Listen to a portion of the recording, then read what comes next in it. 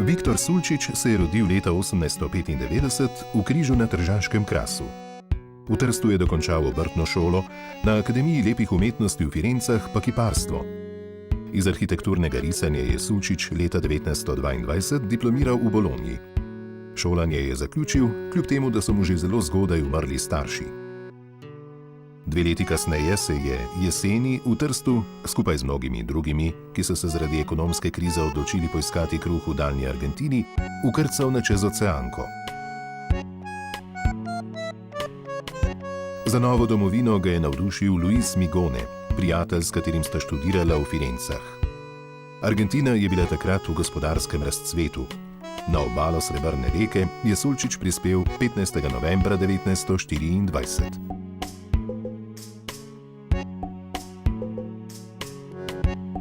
V Buenos Airesu se je temperament Južne Amerike posrečeno spojil z najboljšim, kar so v umetnosti, arhitekturi, modi, avtomobilih, glasbi in stilu življenja odsevale evropske države.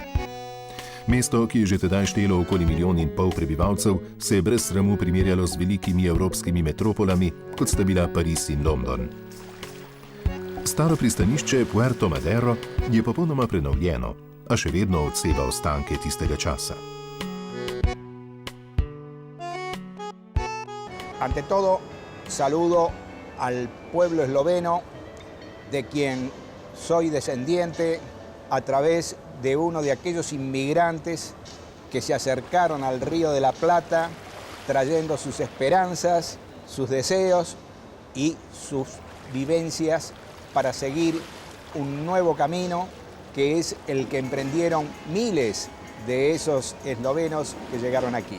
Y estamos convocados prácticamente por la llegada también a estas playas del arquitecto Viktor Sulčič, quien fue un verdadero exponente de la arquitectura que en esos momentos tenía un vuelco fundamental con el inicio del modernismo, producto justamente de todo lo que ya se había estado gestando en Europa, proveniente del constructivismo, que fue la semilla esencial, original, que dio lugar después a todo este nuevo proceso.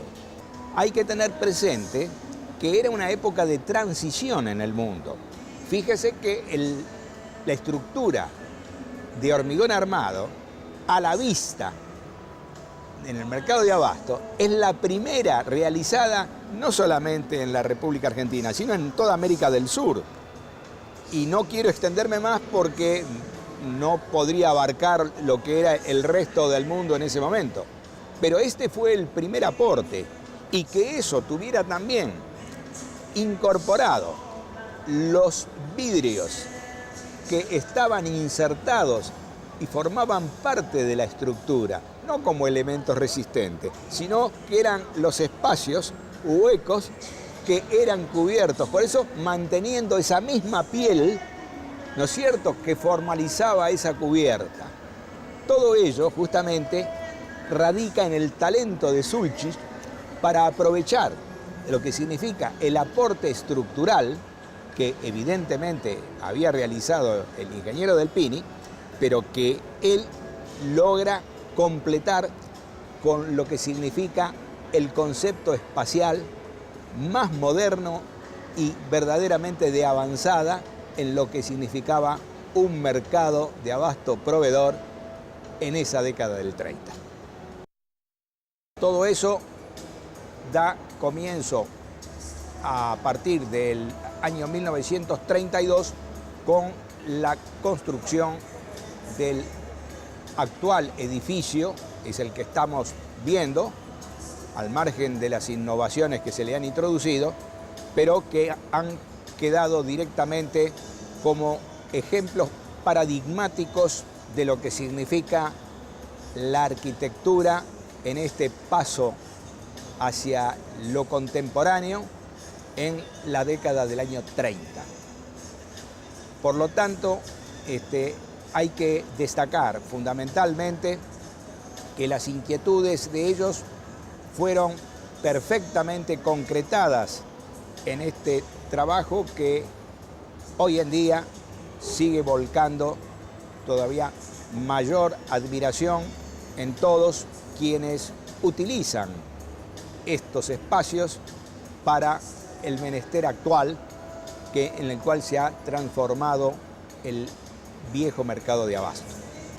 Cuando se trata de una partitura arquitectónica tan completa como la de Sulčić, no es fácil insertar nuevas superficies cubiertas para dar cabida a la demanda comercial, que por supuesto los inversores siempre están deseosos de tratar de llevar al máximo del rendimiento costo-beneficio, hacen que evidentemente algo hay que ceder. Entonces, los espacios interiores, la arquitectura es espacio interno, limpios, transparentes, dinámicos, verdaderamente proyectados hacia el exterior como una verdadera vivencia de lo que es la vitalidad de este mismo barrio, ¿no es cierto?, pero que llega al exterior y forma parte del urbanismo que lo rodea. Hay que hacer algunas concesiones en el espacio interno. Y evidentemente se ve en algunos sectores, fundamentalmente con respecto a la entrada principal, donde ese espacio tan importante de la bóveda central, que tiene aproximadamente 20 metros de luz, perfectamente cubierto con los apoyos sobre las columnas de hormigón tan esbeltas, tan elegantes, se ve interceptado por una serie de elementos, escaleras mecánicas, entrepisos y todos, que van coartando esa belleza, esa armonía que había sido lograda justamente por el arquitecto Sulčić. No es poco lo que se ha realizado porque es muy difícil introducir nuevos elementos sin que perturben. Pero evidentemente considero que en el resto de esta enorme extensión no hay que olvidarse que el mercado de abasto, el proyectado por el estudio que justamente contaba también con la participación enorme de Sulčić, era de aproximadamente 58.000 metros cuadrados cubiertos, de los cuales 9.000 metros pertenecían al antiguo mercado de abasto, al primero, al que tenía su construcción con estructura metálica. Y hoy en día, este nuevo centro comercial, Abasto, tiene 120.000 metros, es decir, ha duplicado la superficie. Evidentemente, algo hay que perder para poder lograr otra vivencia, otra dinámica y una proyección ya en el siglo XXI que seguramente lo va a seguir manteniendo como una obra emblemática de la ciudad de Buenos Aires.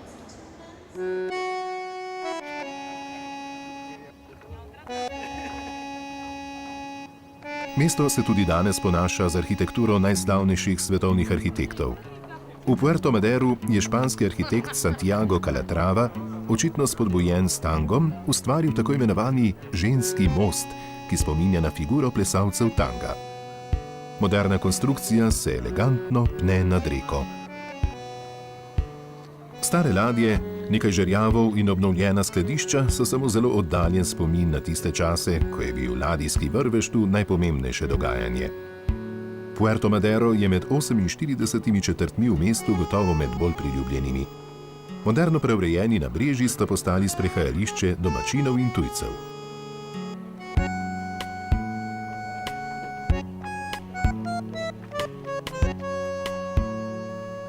Víctor Sulčić, un personaje un poco desconocido para los argentinos, porque los argentinos son bastante ingratos con sus creadores. Un personaje que llegó a la Argentina atraído por la ilusión que hacía conocer América, o quizás por la leyenda que América significaba en el viejo continente. Para los jóvenes creadores, para los jóvenes profesionales, creo que Víctor Šulčić fue un poeta de la arquitectura, un poeta de las formas, y eso se verifica en su pasión por la acuarela. Es muy raro los artistas que tienen el coraje, yo diría, de manifestar su arte a través de la acuarela. Y él fue un gran acuarelista. No se conoce mucho de esa parte de Víctor Šulčić, pero sí los argentinos le debemos mucho. Los argentinos le debemos mucho porque seguramente él debe haber hecho muchos proyectos que no sabemos, que no conocemos y que deben haber quedado en sus dibujos, en sus calcos, ¿sí? Pero sin embargo nos dejó algunas obras que estuvieron, están y van a estar no solamente en la historia de la arquitectura, en la historia de la cultura argentina. Y cuando digo eso me refiero específicamente a una obra tan paradigmática como la del Mercado de Abasto, que ha pasado la modernidad, ha venido el progreso, que en realidad es un progreso entre comillas, pero es el progreso, y no ha podido con eso. O sea, el progreso no pudo ni siquiera arrasarlo. Y sin embargo, el progreso ha demolido muchas o gran parte de la buena arquitectura de la ciudad de Buenos Aires, en Argentina, por suerte, pero quizás no es solamente por suerte, sino por el valor intrínseco que tenía esta obra, el Mercado de Abasto logró salvarse al menos en su forma exterior.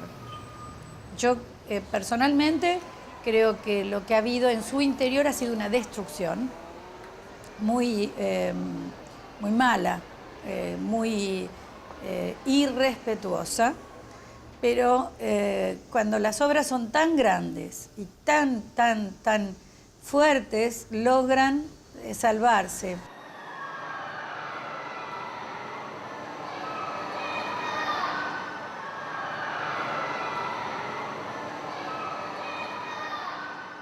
Kdo ve, ali ljudje, ki nakupujejo, pohajkujejo in se zabavajo v Abastu, vedo, da je ta bivša tržnica del pomembne arhitekturne dediščine. Šulčićeva tržnica zaradi svojih razsežnosti omogoča pestro trgovsko in gostinsko ponudbo po ameriškem zgledu. Najvišje nadstropje gosti najmlajše obiskovalce, ki čas, ko njihovi starši nakupujejo, preživljajo v mini Luna Parku.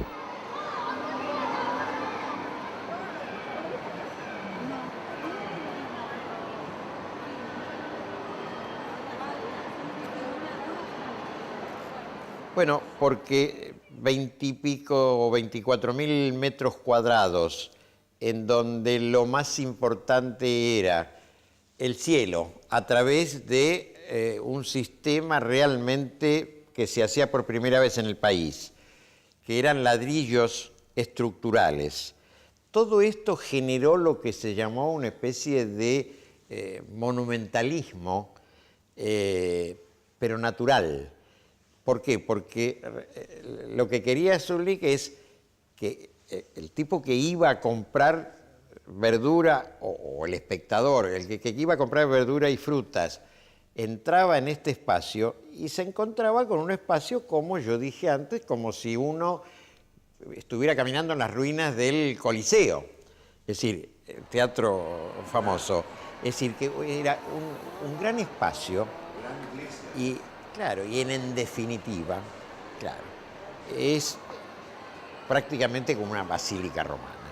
Esto es, digamos, la gran obra que hace Šulčić, quien lo acompaña Del Pini, y que usted lo dijo hace un rato, no lo hubiera podido hacer solo, porque había problemas como, por ejemplo, pese a que se usó estos ladrillos de vidrio por primera vez, después tuvieron que poner un vidrio armado porque no alcanzaba la resistencia. Bueno, eso fue idea de Delpini, no de Zurnik, porque está bien, los artistas, porque en definitiva podemos decir que Zurnik era un gran artista, no podían hacer los cálculos para las estructuras que él quería desarrollar en este lugar.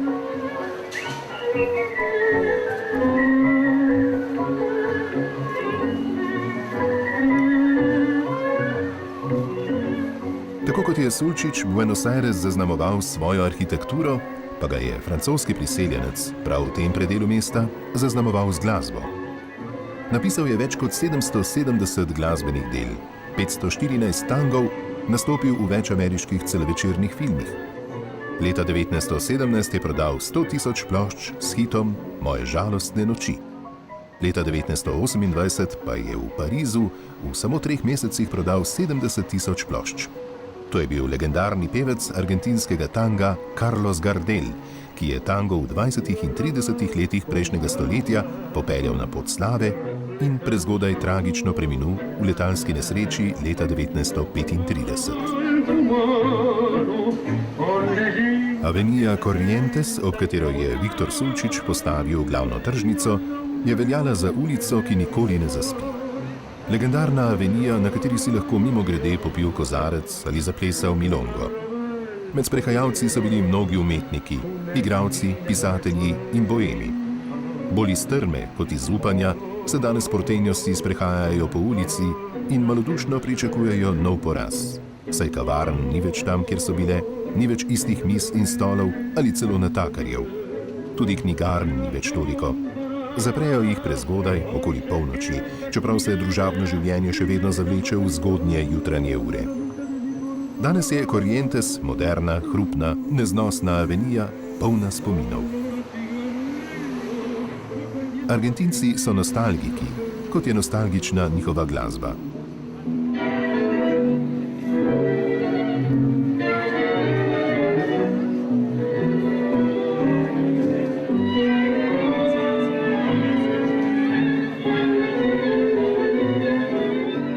Plaza Dorrego je osrednji del simpatične četrti San Telmo, ki je leta 1970 zaživela in zaslovela zaradi bolšjega trga. Ob večernih urah se trg spremeni v prostor za milonge, plesne prireditve. Ljudje vseh starosti, ras in nacionalnosti se ljubiteljsko predajajo tangu.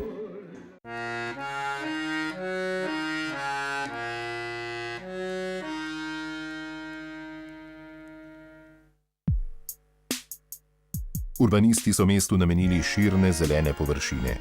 Parkov, od eksotičnih do čisto običajnih, je veliko. Eden lepših je Recoleta, v najbolj mondenem in dragem predelu mesta.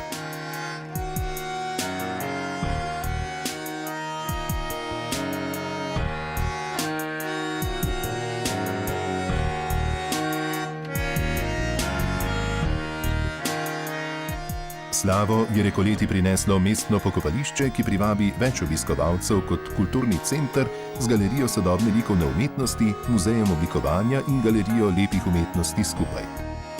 Park pred kulturnim centrom je shajališče mladih, ki preživljajo prosti čas, pa tudi čas med in pred predavanji ter po njih na pravni fakulteti.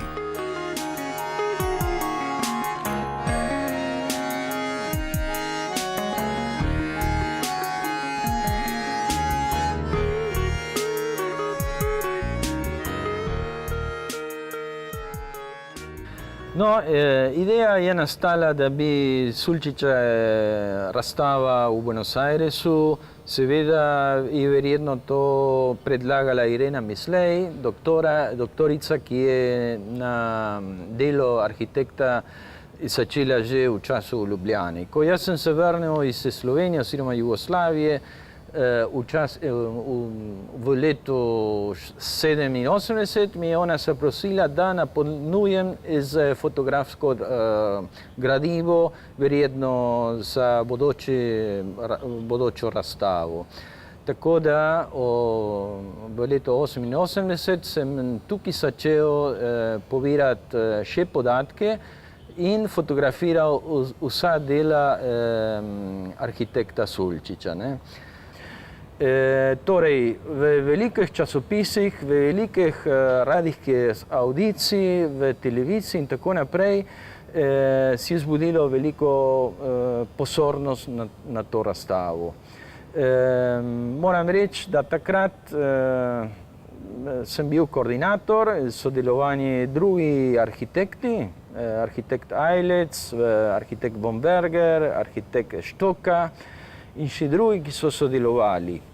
Leta 1991, moramo reči, in je bilo to pomembno zato, ker je bilo prvo sodelovanje med vsemi Slovenci v Buenos Airesu. Recimo, Slovenci predvojne migracije in povojne migracije.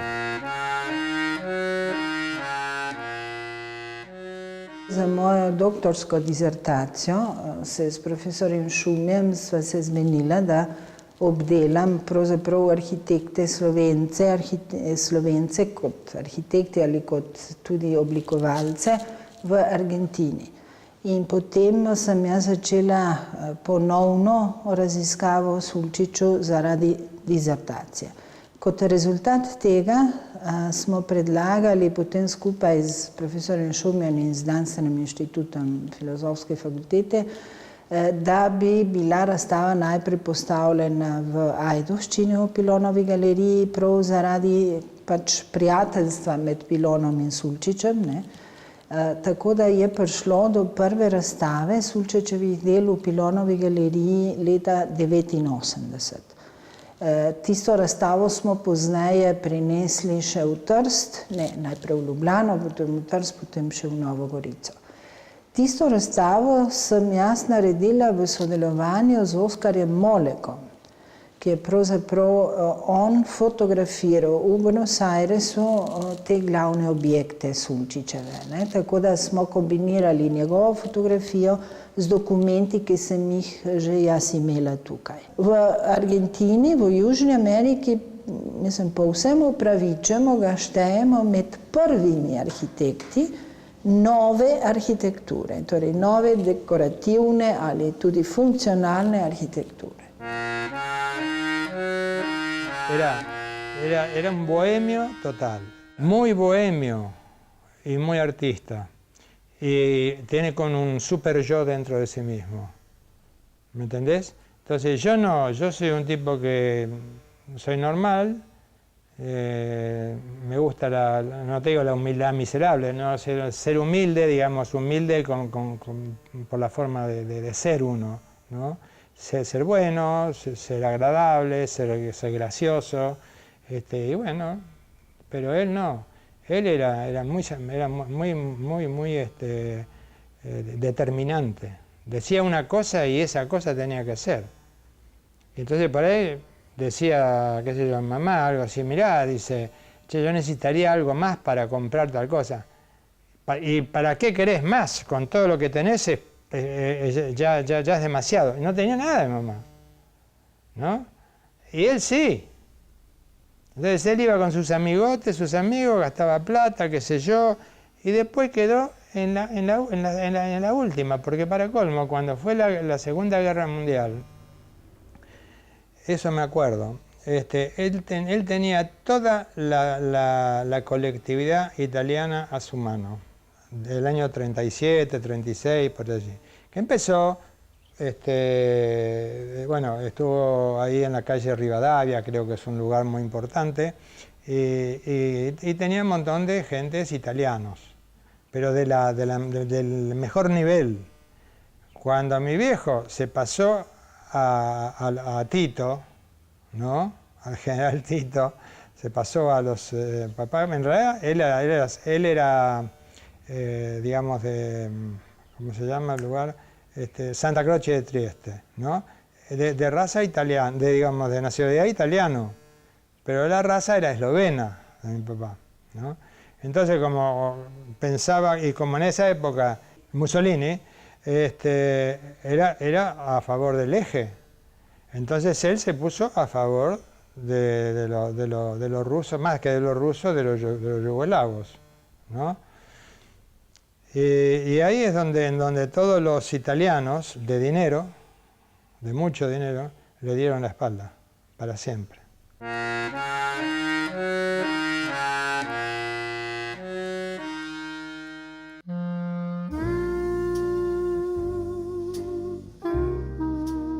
Argentinsko-slovensko društvo Zarja je bilo ustanovljeno 1958. leta. Sulčič je bil član tega društva, kjer so se zbirali zavedni Slovenci in v prostem času prirejali zabave, na katerih se je kuhalo, plesalo in veselilo.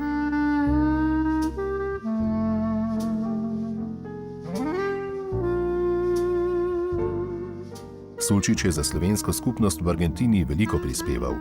Poleg projektov za priseljeniško hišo je dolga leta predsedoval tudi jugoslovanski izseljenski zaščiti, ki je bila ustanovljena za posredovanje pri iskanju zaposlitve, stanovanj in je gmotno podpirala rojake v skrajnih primerih, kot sta bolezen in smrt.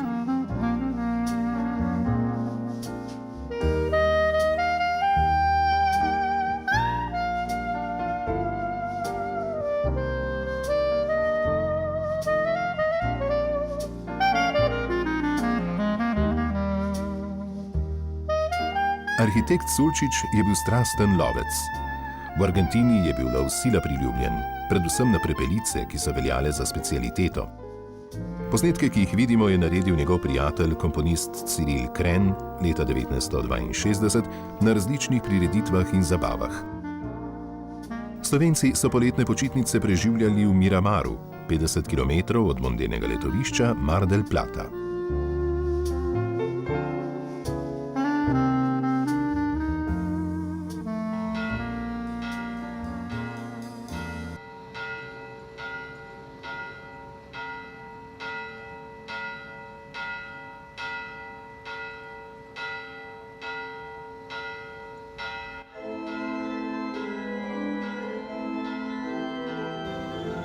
Cerkev je projektirana tako v obliki trikotnika, kjer v ozadju je širše in se potem oži proti prezbiteriju, kjer je oltar.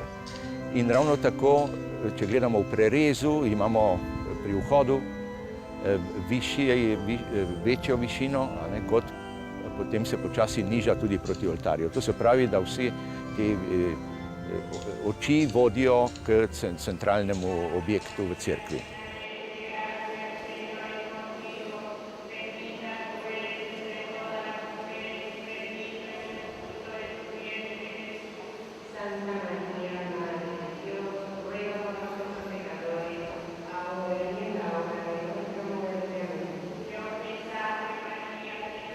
Sulčič je deloval, kot rečeno, skupaj z dvema drugima profesionalcema, kalkulistom, statikom železobetona Delpinijem in agrimensorjem Basom. Ker sam ni imel dovoljenja za gradnje, je vse stavbe, ki so jih gradili, podpisoval Delpini, zato je tudi doslej bil v Argentini edini poznan. Odkar je bila razstava v kulturnem centru Recoleta, je pa tudi ime Sulčiča znano na fakulteti za arhitekturo v Buenos Airesu. To razstavo je pripravila svoj čas Irene Mislej in sam sem tudi pri tem nekaj sodeloval, tako sem na primer rekonstruiral načrte za to cerkev. To je bilo v letih recimo 42, tam nekje, tega je že 60 let. To, kar pravite, da navadno ljudje niso navajeni in celo nasprotujejo oblikam, katerih niso navajeni, verjetno je imel to tudi arhitekt Plečnik v Sloveniji, ta problem. In to sem sam tudi opazil, ko sem bil mlad, recimo mi ni bilo recimo všeč ta vrsta arhitektura. So pa gotove zanimive stvari, kot je na primer zvonik, to je nekaj posebnega, se ga ne vidi drugod. Tudi dohod do zvonika je nekako, se vidi, domišljen, ne dodan kasneje. In znotraj cerkve, notranjost je pa recimo strop je posebej zaokrožen, kajti železobetonska plošča je v obliki trikotnika, piramidalna. No, vse to, prav tako vse ti nosilci so zaokroženi, to da posebno karakteristiko te cerkvi.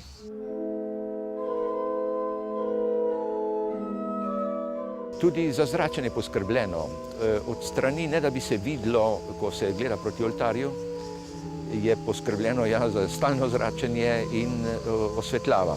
Čeprav v bistvu osvetljava ni glavna stvar te cerkve. No, osebno ga jaz nisem poznal, pač pa je bil zelo prijatelj z mojim tastom, dr. Tinetom Debeljakom.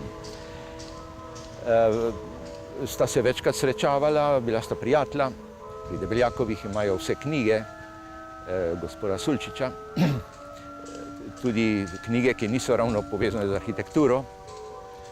Kot vem, je bil tudi nekaj pesnika, zanimal se je za zgodovino Slovencev v Argentini, tako je poznal Janeza Benigarja, ga je osebno obiskal. Tudi je bil član raznih slovenskih organizacij predvojnih naseljencev.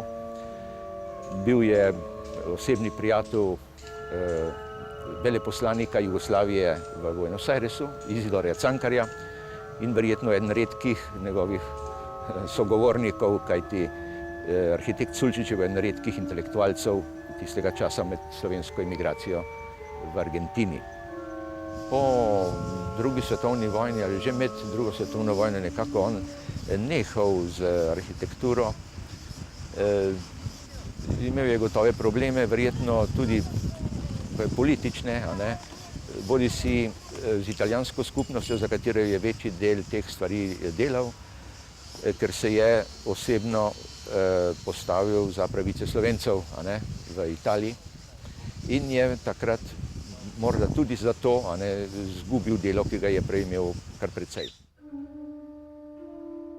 Največja katedrala v Argentini je bazilika v francosko-gotskem stilu v mestecu Luján. To je miren, romarski turistični kraj. Vsakoletne procesije se udeleži na 100.000 vernikov, ki 70-kilometrsko razdaljo od Buenos Airesa do Lujana premagajo peš. Vsako leto 5 milijonov ljudi prosi Devico Marijo za zdravje, odpuščanje, mir in upanje. Luján je izrazito, Meštrovićevsko tam v tistih kariatidah, je pa hkrati Luján kar sodoben objekt takrat. To pomeni monumentalen in hkrati umetniško izjemno dovršen. Tako da jaz mislim, da je Luján gotovo ena najboljših realizacij njegovih. Predvsem, ker je Luján vemo, da je v celoti njegovo. Torej, tam ni potreboval statika, to pomeni, tam je bil sam, z materijo, z prostorom, s tistimi ljudmi, ki so to naročili, in tudi knjižnica v Lujanu, torej interjer je absolutno njegovo. Če pomislite, on je odhajal iz Evrope, ko se je Art Deco rojeval. To pomeni, ni videl dost realizacij, ampak to je bilo v zraku.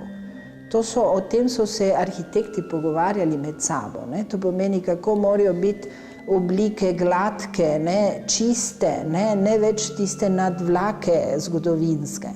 Konec koncev, jaz mislim, da velik vpliv na njega je vendarle opravil Meštrović v Zagrebu. Ker ne da bi bil Meštrović arhitekt, ampak takrat je Meštrović dejansko tesno sodeloval z arhitekti, ko je uresničeval svoj novi atelje, ki še danes obstoja. In seveda ta monumentalnost, ampak hkrati sintetična forma. To je praktično pri Sulčiču v enaki meri, vsaj v intenciji, čeprav ne v realizaciji.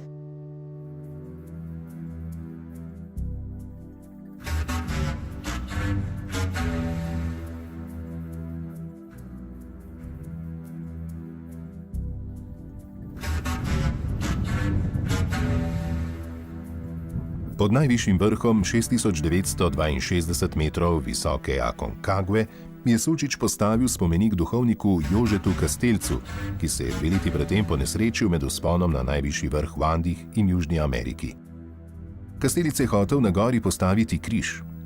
Ob vznožju gore so našli svoj mir tisti, ki jim vzpon na to mogočno goro ni uspel.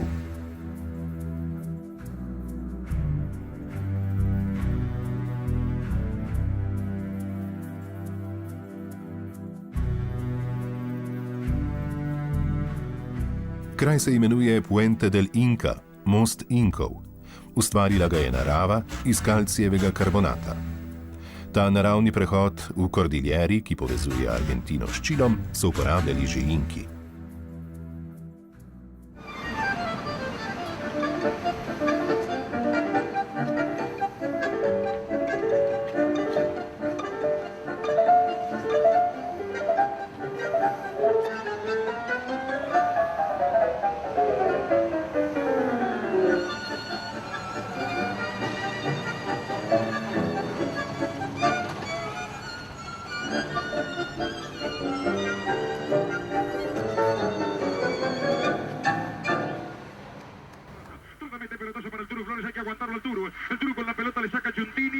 Pomembnejši kot tango je v Argentini nogomet. Najbolj znan štadion pa je štadion nogometnega kluba Boca Juniors. Štadion je danes že pretesen. Nemogoče je dobiti vstopnice za tekme z mestnimi rivali, kot so River Plate, še težje pa za nogometne predstave argentinske reprezentance.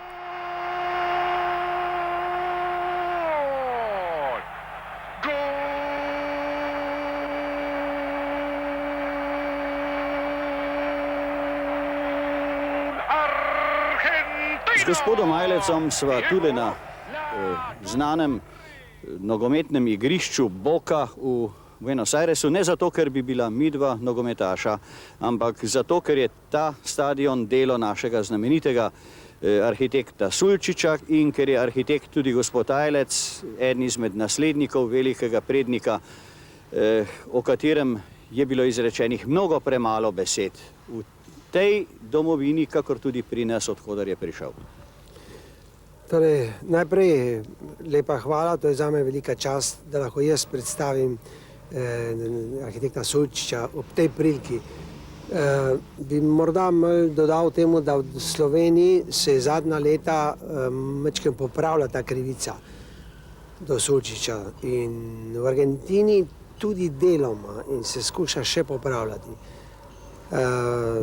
Po razstavi, ki je bila pred 2 letoma tukaj, se je to malo spremenilo toliko, ker se je dokazalo, da je bil avtor teh projektov Sulčič kot arhitekt, dočim njegov družabnik Del Pini kot dober statik je bil nekako le njegov sodelavec. Vendar, ker je pa Del Pini bil zelo znan inženir, dekan fakultete, tako so ga vsi nekako njega dvigovali kot avtorja teh projektov.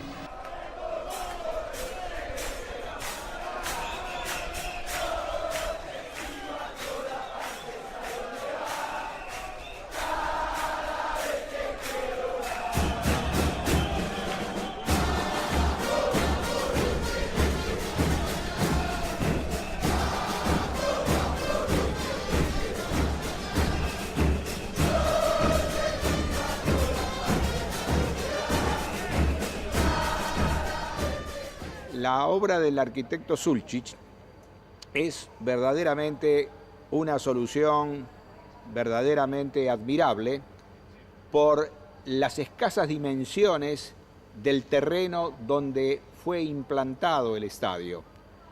Y eso era un problema verdaderamente insoluble para proyectistas que había requerido la comisión directiva del club y que realmente no podían acercar soluciones que tuvieran la máxima capacidad con las reducidas dimensiones del terreno.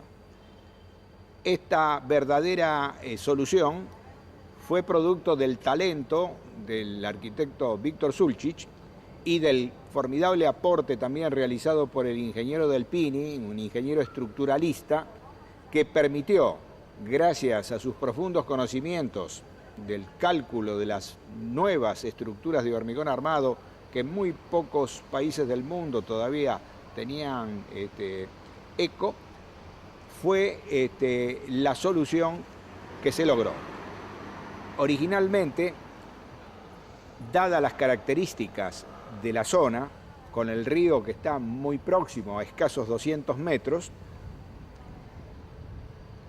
el campo de juego está apoyado sobre una losa flotante que crecía y decrecía en su nivel según la creciente del Río de la Plata o la decreciente.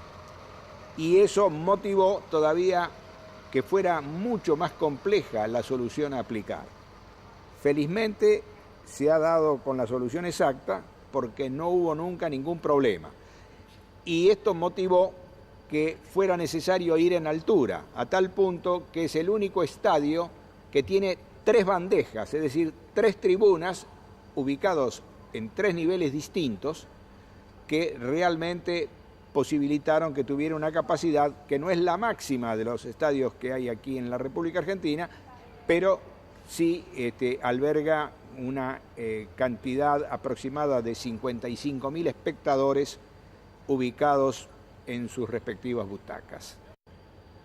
Es importante destacar que para obtener justamente la amplitud en las tribunas para cobijar la mayor cantidad de espectadores, fue necesario alterar las leyes de la estática a través de pórticos inclinados que se vuelcan hacia el exterior, prácticamente desafiando a la ley de gravedad. Y esto motivó la rigurosa y efectiva, tanto en el diseño de la estructura como en el cálculo, para poder absorber esfuerzos compuestos que se producen, máxime con cargas dinámicas, como lo constituye una multitud que salta, que verdaderamente produce cargas dinámicas que son de muy difícil evaluación. Y esto en unas condiciones en que la estructura no tiene pórticos absolutamente verticales, sino que se vieron obligados a tener verdaderos voladizos, que en este nivel verdaderamente es un desafío estructural que fue perfectamente resuelto por el arquitecto Sulcic en el proyecto y el ingeniero Del Pini en el cálculo de la estructura de hormigón armado.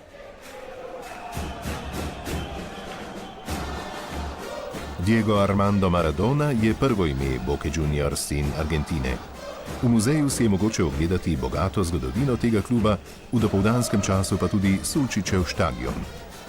Muzej hrani relikvije svojega kluba, v katerega bi se radi vpisali mnogi nadobudni mladi nogometaši.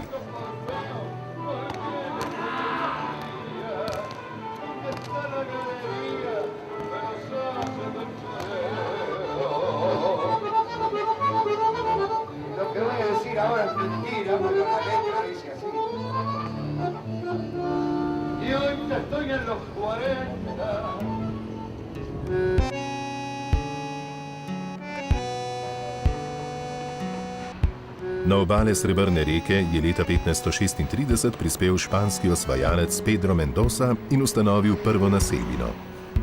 Še sanjalo se mu ni, da se bo ta razbohotila v velemesto, ki je že leta 1900 štelo 1 milijon prebivalcev. Ožje mestno središče ima okoli 3 milijone ljudi, Buenos Aires z okolico pa že 13 milijonov. Danes je to moderno mesto, ki so ga v zadnjem času oblikovali veliki domači in tuji arhitekti.